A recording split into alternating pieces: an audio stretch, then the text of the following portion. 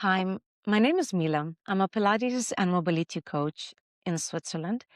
And we're going to talk about exercise and nutrition and how to fuel our body for success. So, if we want the best out of our body, we need to train and fuel it properly.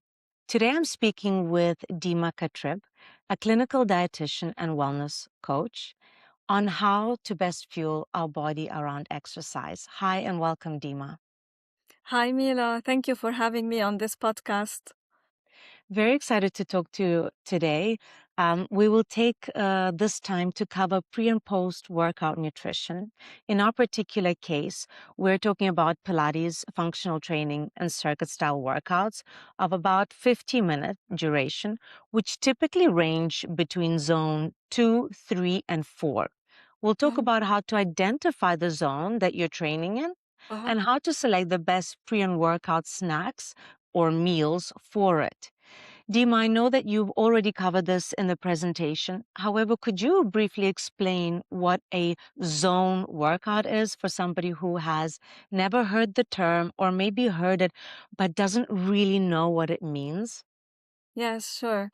So when we think about fueling for training, we look mainly at two parameters, the duration of the training and the intensity of the training.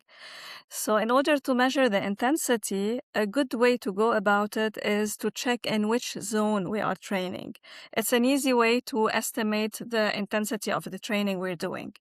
And during the same training, we fluctuate between different zones because the intensity might change. Sometimes you do a HIIT type of training, high intensity interval training. So the zones would change a lot in this kind of training. So what is a zone? Usually, it's classified into the intensity of training is classified into mainly 5 zones. And the best way to estimate in which zone we are is to use the wearables like the smartwatch, the rings, any kind of wearable that would measure the heartbeat. Because a zone, the intensity is related to how many beats per minute our heart is beating. Hmm. Okay, and so you mentioned that you can measure it with wearables. For Yes. somebody that doesn't have wearables, is there like a rule of thumb that would give them an idea of what zone they're in, or is it something that's best to always just measure with a gadget? Well, an easy way to also measure without a wearable is to use a very simple formula, which is it's not a perfect formula, but it gives a good indication. So you use the formula 220 minus your age. And the number you get when you do 220 minus the age, this is typically your maximum heart rate. Hmm. And then the zones are a percentage of this maximum heart rate. So a zone 2 is typically 60 to 70% of the maximum heart rate you get. So let's Okay. say 220 minus, if someone is 40 years old, that would be 180. Hmm. And let me calculate that. So 180 times 60%, zone 2 starts for this person at 108 beat per minute. Okay. And so, if we're talking to somebody, attending maybe something like maybe yoga is not the best example, but more of like a Pilates class where there's a bit more strength training and a bit more intensity. What zone typically do people find themselves in? So when they are able to speak to someone, to talk without catching their breath consistently, it means it's a relatively an easy type of exercise. This is an easy to moderate intensity. This is typically a level 2. When we move higher to level 3, zone 3 is 70 to 80% of the maximum heart rate. So here the heart is beating faster, the intensity is higher. It's Hmm. moderate to high intensity. And zone 4 is 80 to 90% of maximum heart rate. And we have zone 5, which is 90 to 100% of the maximum And heart that's rate. pretty It's the intense high, already at it's that very point. intense, yes. So Okay. if you are in an exercise and you have to catch your breath, you cannot talk freely, easily, you cannot sing, for example, because you need to catch your breath, you're probably beyond zone 2, you're in 3 or 4. Okay, that's a really nice rule of thumb for if somebody's not able to measure, doesn't have a wearable with them. Yes. So now that this is a bit more clear, hopefully, we will dive into the pre and post workout snacks or meals. Mhm. For the questions that I'll ask, if there's any difference between recommendations for men or for women, would you please let me know so that we clearly break them up and keep them separate, should that ever be the case? Is that okay for you? Yes, sure. Well, it's quite a topic that's quite controversial. Some scientists say that men and women can exercise the same way. There are lately, in the past few years, there are more studies being done on women, especially women after 40 years of age, because Hmm. during this period we have a change in hormones linked to perimenopause and later to menopause. And the studies are showing that we have to be careful about how to fuel, especially if we are doing intense type of trainings and if we want to build muscles, because the biggest challenge at this age is that with age men and women both tend to lose their muscle mass, and this is Hmm. called, it's a condition called sarcopenia. It's the normal decline in lean body mass that is related to age.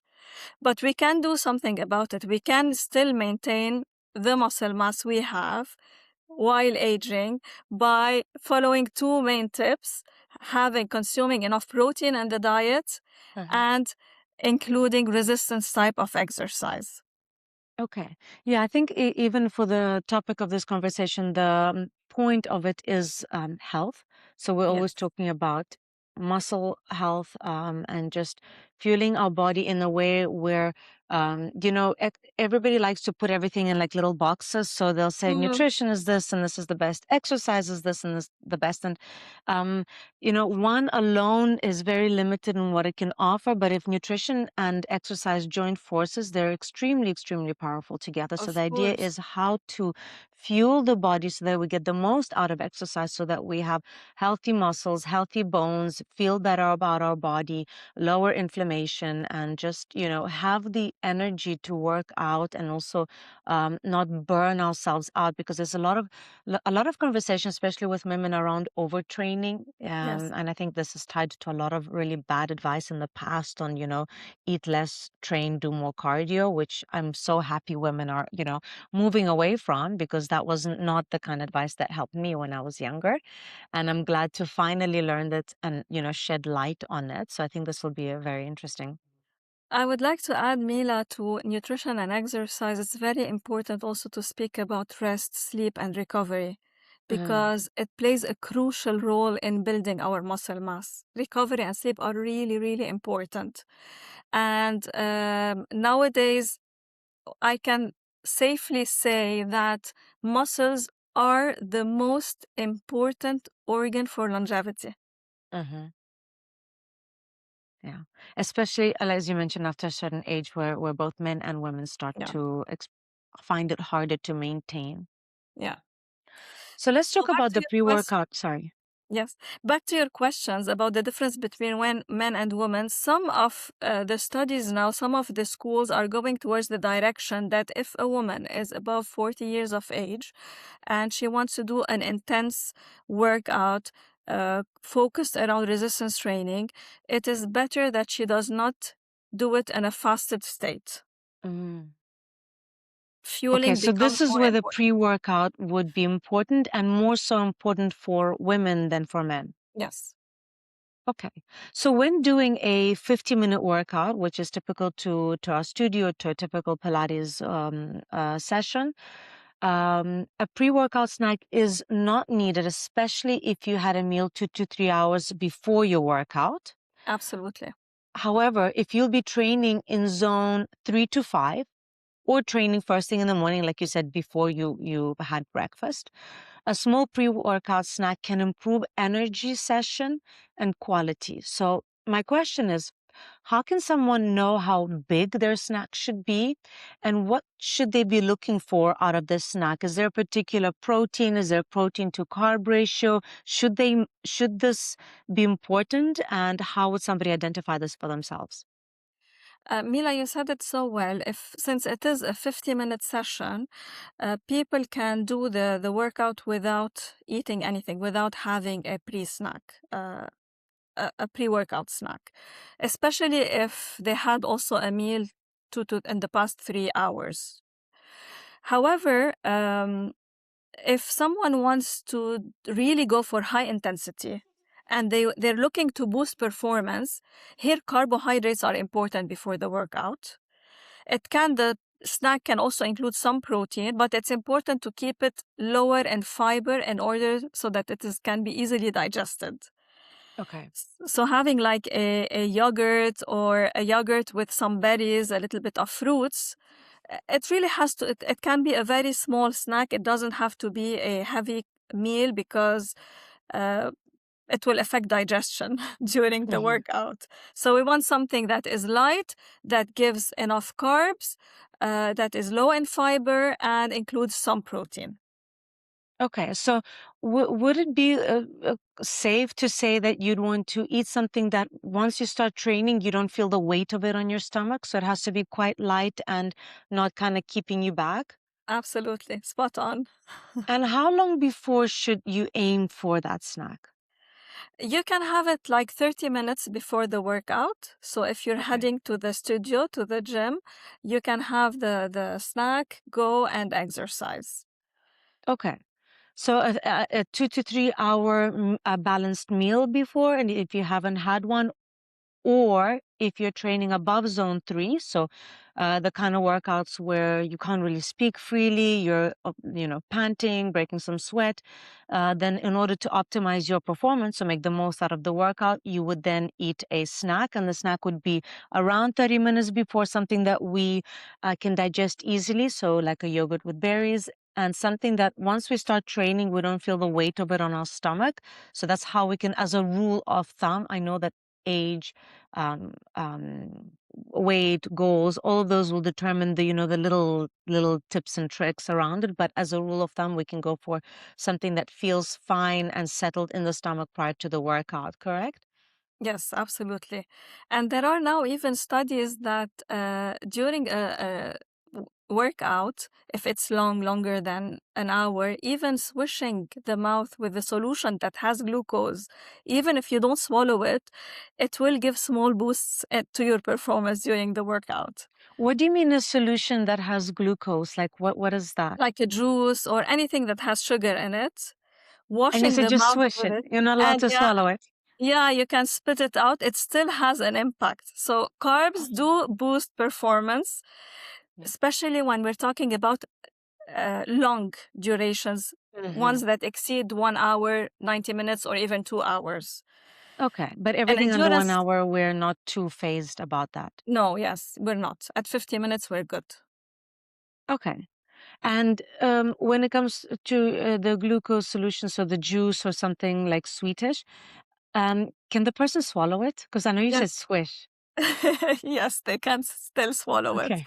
But All right. even the No, just I swishing just out of curiosity, because just imagine a bunch of people spitting out their juice during a 1 hour, 1.5 hour workout. But okay, I like the idea of not demonizing carbs. They have their role to play in our lives, and they're not all bad. Carbs are not the enemy for women. They just need to be used as the right source of fuel, which is what they are. And those fast digesting carbs are a fantastic source of fuel for a pre-workout. Absolutely. Perfect. So, if we move forward onto the post-workout snack, Mhm. so if your workout is about 50 minutes and you're planning to have a balanced meal within 2 hours after the workout, then there's no need for a post-workout snack. Is this regardless of the type of zone you train in? Yes, here I would more look into the objectives we're aiming, our goals. If the objective is to build muscle, you want to increase your muscle mass, you want to increase muscle strength, then the amount of protein is really important as a total over the day. So Okay. meeting a certain amount of protein during the full day is the most important criteria, and having it divided into several meals or snacks, because when we exceed a certain amount of protein, our body does not make good use of the excess protein on that same meal. So having usually the recommendation in these cases go anywhere from 1.4 gram of protein for every kilogram of body weight, from 1.4 to 2, Mm-hmm. 2 grams of protein per kilogram body weight. I'll Okay. give you a quick example. Let's say a person weighs 60 kilograms. Let's take, to make it easy calculation, let's take a 1.5 gram protein per kilogram body weight. 1.5 times 60 is 90 grams of protein during the whole day. How can I secure my 90 grams of protein? If I eat during the day 3 different meals, targeting 30 grams of protein for each meal, this will cover my 90 grams. So it's not so much the pre-post that matters, it's the totality over it during the day. Yes. If you are very focused on building the muscle mass, it's ideal to try to have a meal or a snack that includes protein in the next 90 minutes post workout. Okay, so you'd want to hit that, if we're using our example, that roughly 30 grams of protein within 90 minutes after the workout. Yes. And is this regardless of the zone in which you train, or is it specific to a zone 3 and higher? This is more related to the goal. If your goal is to build muscle mass, to have more muscles as a percentage of your body composition. So some people are working on a recomposition of their body. They have too much fat, too little muscle. They want to work around this. In these cases, when we're really focused on building muscles, the amount and timing of protein becomes more important. Okay. So if we're, as an example, looking at a Pilates class, we're looking as possibly a zone 2 or a zone 3 type of class, and the Mhm, person's goal is to build muscle, mhm. then whether it's a zone 2 as a slightly easier type of class, or whether it's a more intense type of class, as an example, let's say Pilates, they would want to consume protein after the workout, roughly 30 grams of protein. Yes. And how do you know it's 30 grams? If I take, I'll give you a very basic rule of thumb. If we're talking about, let's say, chicken, fish, or meat, every 100 grams, 25% of it is protein. So if you're eating a piece of chicken that is 100 grams, this will give you already 25 grams of protein. Okay. Okay. So you'd want over 100 grams of chicken to hit that 150, rough. for example, a 150-gram portion of any kind of meat, red meat, Yeah. white meat, will give you roughly your 30 grams of protein, a little bit more than 30 grams that you need. Okay.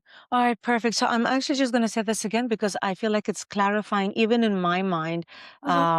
this topic, because there's a lot of, studies that talk about women weight training, and how to eat around that, but not enough about Pilates. And I feel like Pilates is still the starved girl nation, where, people aren't always recommended to eat around. So for somebody doing Pilates and functional training, if the goal is to build muscle and potentially lose fat, then regardless of the intensity, whether it's less intense in a zone 2 or more intense, a more advanced class, zone 3 or higher, one would want to consume 30 grams of protein within 90 minutes after completing the class, correct?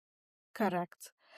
And Okay. the type of fuel our body uses during the workout is different depending on which zone we are in. So if we are in a zone 2, let's say we're doing a brisk walk. In brisk walking, if we're in zone 2, so this is the type of exercise where you can speak to someone without catching your breath all the time, uh, your body mostly taps into fat. Mhm. as a source of energy because it has the time to tap. Breaking fat is requires energy from the body and it's more time consuming. So when you're in a zone 2, it's easy for your body to tap into your fat reserves. Mhm. When you go to higher zones, 3, 4, and 5, there is no time for the body to break the fat to use it as fuel. It will tap more into carbs. So you will need carbs, a lot of carbs during the workout, especially when the duration becomes long. That is why the pre-workout carb boost you mentioned, and if you're working out for a long time, that little bit of carbs during will help your performance, right? Yeah, and we always see endurance athletes. They consume carbs during their work. They take gels or they take sports drinks. They take something that has some carbs, some sugars for this purpose. Okay, but that is only necessary or effective if the workout is longer than an hour. Yes, it's Okay, for so endurance anything type. under an hour for 15 minutes, we don't need to go and during our Pilates class try to take anything that's carb based to boost We do performance. not need anything. Okay, perfect. Okay, that's very interesting that the nutrition recommendation post workout is more aimed at the goal versus the zone in which you train for the post workout. Yes. Mm, if you do not plan to eat within 2 hours of your training, or if your training was mostly above zone 3, then you should have a post-workout snack within 2 hours that we covered. And is this the same recommendation for men and women, or is there a slight um, difference between the timing window or the protein window for men and women? I would say it is the same. But we always keep in mind that with age, we become a little bit less efficient in utilizing protein. So, this is why, as we age, the amount of protein becomes and the quality of the protein becomes more important. Okay. So would a post-workout meal closer to the workout, so let's say the first 30 minutes to 60 minutes, be more better as we age than later, or is it the same? As long as we're having it within the next 90 minutes, it will You're be fine. fine. Our body will utilize it. Okay. If we have enough, the quantity again, and the quality of the protein. Okay. Perfect. Actually, interesting question about the quality of protein. So we've talked about food. Yes. What about protein shakes? How do those replace meals? When should they replace meals? Um, and if they're more effective before or after, what's your take on that? Well, definitely protein shakes have their place, but I would say they're not for everyone. The more we can have our protein, and as a matter of fact, not only protein, all our macros and micros, the more we can have them from whole foods, the better it is for health reasons. Protein shakes come in handy for very busy people who have a challenge on meeting their protein requirements, who have little access to food or no time to eat, travel a lot, moving between exercise sessions. So, when it becomes challenging to meet the protein requirements from food, then a protein shake can come in handy. But what is the watch out with protein shakes?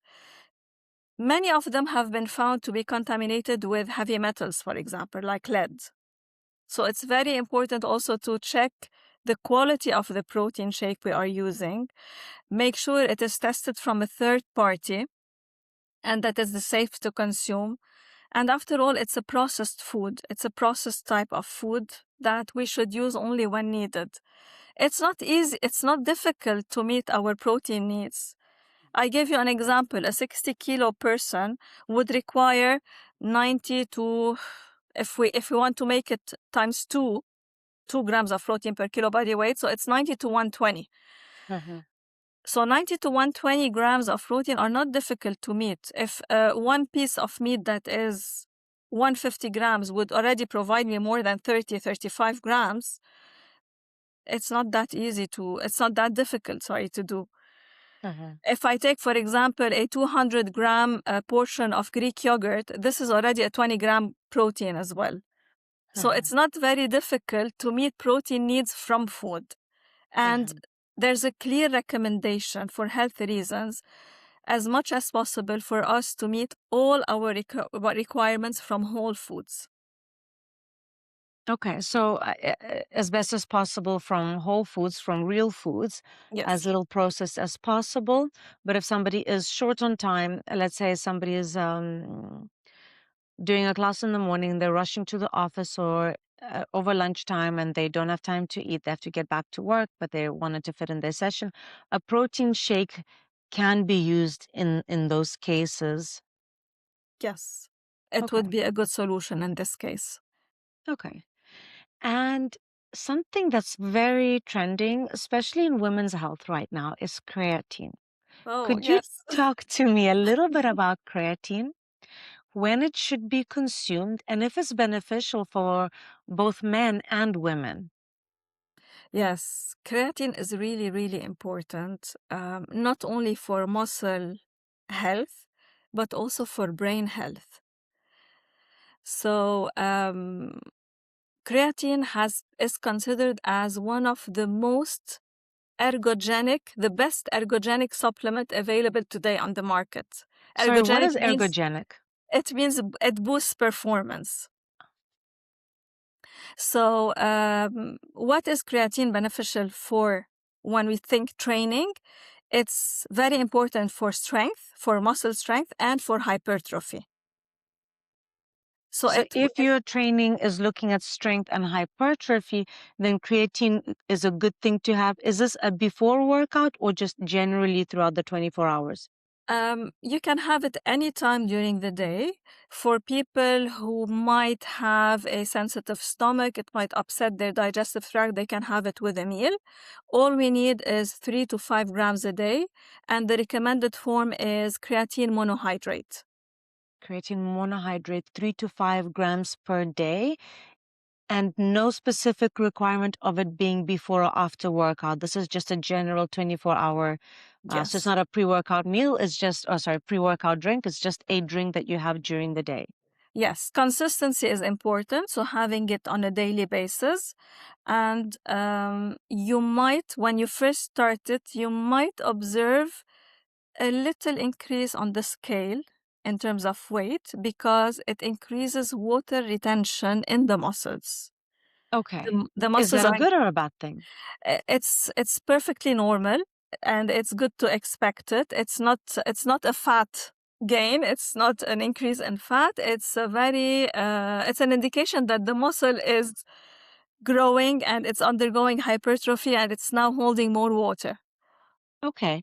So if we're looking at, let's say, women Mhm.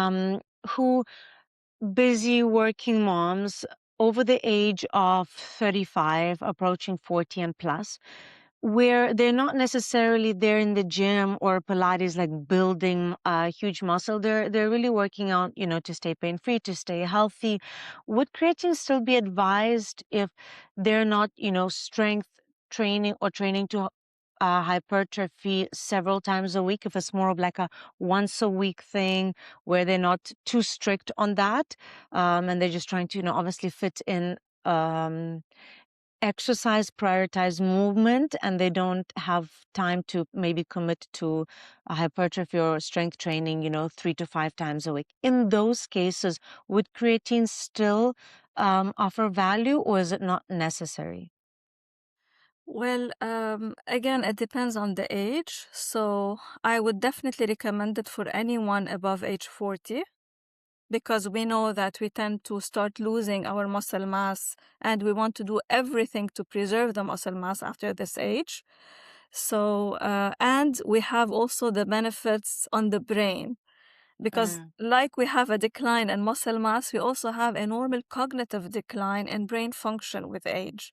And the decline can be flattened through the lifestyle we do. The same lifestyle that boosts muscles will boost the brain function because it includes sleep, it includes resistance training, it includes nutrition, it includes stress management, socializing, and for the brain, we would add engaging in a difficult task or learning something new because it boosts Mm. neuroplasticity. So creatine will benefit both. It benefits the brain, it benefits the muscles. It's very important for any aging person. Okay, so this creatine daily intake of creatine is healthy and safe for anyone, including women, um, regardless of their strength or weight loss goals. Yes. It is, however, it is considered a safe supplement. If someone has any renal condition, I would recommend they check with their doctor before starting it. Did you say liver? Kidneys, sorry. Kidney, sorry, any Kidney, kidney yes, condition. any kidney Okay, condition. Yeah, okay. Great. This is really interesting because it's been booming, I think, recently, especially as of last year, creating for women. So it's yeah, great to kind of, uh, get through the gray area of it and really understand that it is great for women too. It's great for yes, not just muscles, but just for the brain as well, for yes, longevity in general. yes. And how about my favorite um, performance enhancement, coffee? Oh, well, the good My news my is, my brain fuel every morning. Could you talk to me a little bit about coffee and if it's good or bad, if it's recommended, if it's something that you recommend to your clients?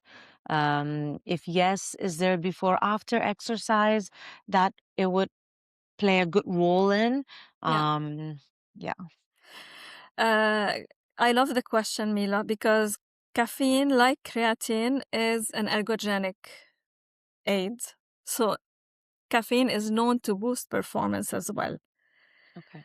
The performance in terms of training, physical performance, but also in terms of cognitive performance. And we know that many people have caffeine in the morning in order to wake up.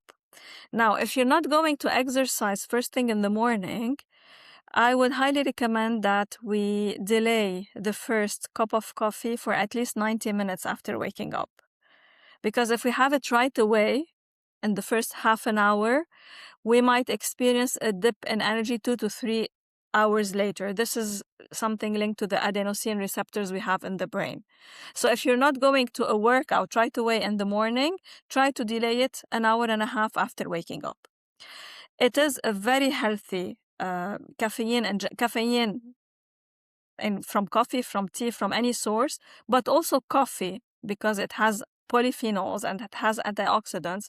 Coffee and tea are both listed on Harvard's list of best foods for the brain. Mm.